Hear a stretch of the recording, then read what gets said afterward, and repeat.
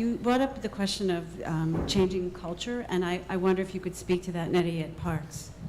I think that the changing culture piece is very important, and I think it is important to acknowledge that while there have been sort of sustainable stormwater management techniques for a very long time, I think that people have a tendency, sort of knee-jerk reaction, to be like, well, it hasn't happened in New York, so it's not the same.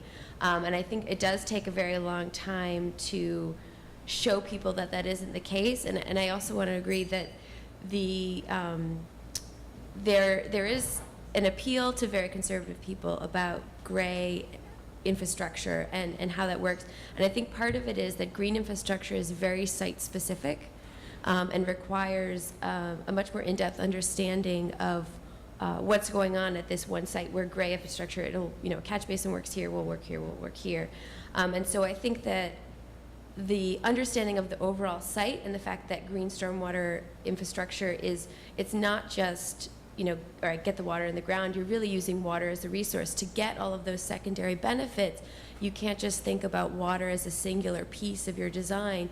You need to think about it as an integrated system.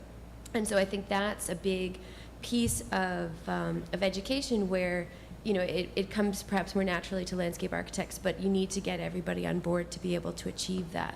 And so it is, the pilot phase that we're often finding ourselves in now is very important to prove to people that it can happen, but it's convincing people that it's the best way to do it, so it shouldn't just be a pilot, it should be citywide for all those benefits that you mentioned. That is sort of this next push that we need to move forward on.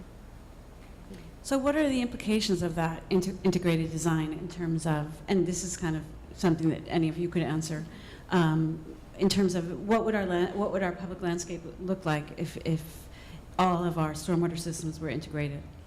What would they actually look like? Well, I think there sort of should be almost a continuum, and I think education is a big piece of that. I think what people are comfortable with in terms of what their landscape looks like now, I'd like to imagine that we can push that. And so I think that, and we've seen that not just with stormwater infrastructure, but with more native wild landscapes, and slowly acclimating the public to the fact that no, we are actually still maintaining that. It just doesn't look like, an English garden, and it's still a good thing. And so I think that I'd like to envision this sort of more natural systems integrated throughout the city, and people being comfortable with that, and because I think that that's really where you're optimizing a lot of those benefits. And I think that education component and allowing people to see these processes is crucial to have their support for it. But the education in and of itself is a slow process.